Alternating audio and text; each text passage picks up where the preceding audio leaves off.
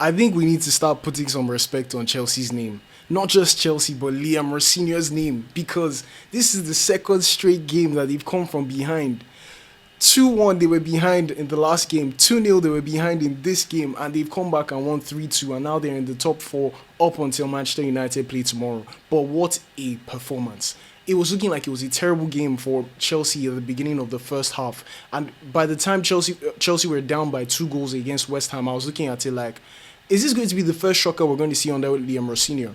But my goodness, this guy went in at halftime and gave these guys a very proper pep talk and said, guys, we have to win this game. We're not losing 2-0 at home against West Ham, who are in the relegation zone. Yes, they started picking up some results, but no. We are not losing. And that's exactly what happened. Brilliant tactics, substitutions, game-changing. Everything about this was perfect. And I think Liam Rosenior is building a team. He's building that gel, the camaraderie that Chelsea may need to go forward. I think they've been lacking some things recently, like experience in terms of players who have done this for a long time. But right now, he's building like a very good community and a good sense of camaraderie and a family belief, in my opinion, because you can see how he relates with the players, Pedro especially. You can see that there's something up for these guys. But let's talk about this game. Chelsea were losing 2-0. Jarrod Bowen put them up ahead. And it was a very weird goal because I think Sanchez was expecting the striker to get a touch on the ball. Even Bowen was probably not intending for that to go in, but a goal is a goal and they had to celebrate. And then minutes later, they were down by 2-0. 2 goals. It was Somerville who scored yet again. This guy is playing really well this season. But you would think to yourself that, is this going to be a shocker at Stamford Bridge today? And when they went in at halftime, you could hear the boos and I'm like, guys, relax. There's still time, but I also understand, like, seeing that kind of football in the first half, losing to a team in the relegation zone at home, 2-0, that was not what you were expecting at all. So I understand the booze, but guys, relax. But maybe I cannot speak because I'm not a Chelsea fan, so I can't tell them how to react to certain things. But you see the comeback. Liam Rosenior, all respect to you, like hats off to you, sir, because whatever you told those guys at halftime and your substitutions were absolutely spot on. You know, before this game, Chelsea had never come back from a 2-0 deficit at halftime to win a game. And guess what? Mr. Liam Rosenior has done it. They came back in the second half and he made a triple change in terms of removing 3 players and bringing 3 players on. So he removed Badiashile, Hato, and Garnacho at halftime. Garnacho. And then he brought on João Pedro, who scored 2 goals in the last game against Napoli when they came back from behind.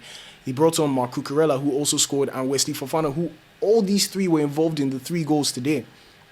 So you just have to say that this was a fantastic result for Chelsea and it means so much to them as they've gone back into the top 4, at least until Manchester United play a game. That's going to be tomorrow against Fulham, which will be a tricky tie. And yes, I know that they started playing a lot better. They just beat the top 2 teams in the league. But Fulham are their bogey team. You know, Fulham is that team that could really shock them. But let's see what happens. But first and foremost, let's talk about how these guys made they made a big comeback. I was like, is there a way back? Is there a way back? And they did find their way back. And Enzo Fernández, what a finish. Like, I was just thinking to myself, like, okay, 2-1. And they always say 2-0 is a very dangerous score. It's a very dangerous lead because once the opponent scores 1, they have all the motivation to go and get another one. And even another one possibly. And you're playing away. You're playing at Stamford Bridge. The fans are behind Chelsea. It's like the 12th man, as they always say. So it was a very good thing for them to get 1 goal back. It was brilliant. It was fantastic. And you have to say that this was a fantastic result for Chelsea. Big result for Rosenior. He keeps proving himself. And I think in all the games he's managed since he became the Chelsea coach, he has only lost 1, and that was to Arsenal. And to be fair, Arsenal right now are the best team in England. I know a lot of people don't like to say it. I don't like to say it. Rival fans don't like to say it, but right now I think they're the best team in England. But losing to them, obviously not a good result, but they still have a second leg that's coming this coming week. So there's something to fight for if you're a Chelsea fan, and like the motivation and everything, seeing how you've played over the past 2 games, especially. That comeback against Napoli was brilliant. It was fantastic, and I did not expect it. I didn't see it coming. And like that, they found their way to the top 8. And today, when it mattered the most, coming back from 2 goals down, 2 freaky goals, to come back down and get back into this game, not just getting to 2-1, getting to 2-2, and then finally winning it in the final few minutes of the game. Like I said, history made. First time they've ever come down from a 2-goal deficit at halftime in Premier League history. In Premier League history, the Premier League has been up for like how many years? At least 25 years right now. So that's a big one. And Enzo Fernández, 92nd minute from what I see. 92nd minute, that was a big one. And it puts them right back in contention for the UCL spots. And yes, I know that the season is still long. There's still about 14 games left. Anything can happen, many things can change. But with the Liverpool that's struggling, and I know that they're playing Newcastle right now, and a Manchester United who are trying to get back on form, it's anybody's game to get this top four, and Chelsea are not backing down, and it looks like they're ready to take it. At the end of the game, there was some wrestling, some fighting. It all started from Cucurella. Oh my goodness, like Cucurella, his goal as well was brilliant. Like you could just see the hunger. Like this guy, the way he goes up forward sometimes, I'm like, bro, are you a striker? Are you an attacker? Bro, you're a left back. And it's so respectable because you can see how much he wants the ball, how much he wants to get forward, how much he wants to score. But at the end of the game, he was back in the drama again. I think wherever Cucurella goes, there's always drama.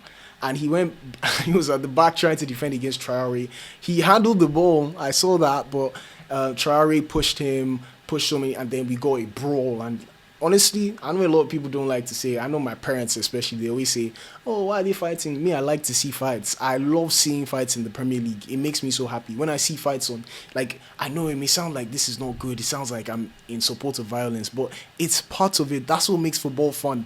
I want to see people fight. I want to see people get angry because I want to see that you truly care about winning this game. Yes, it's not suggested. It's not the only way to show passion, but I'd like to see some physicality.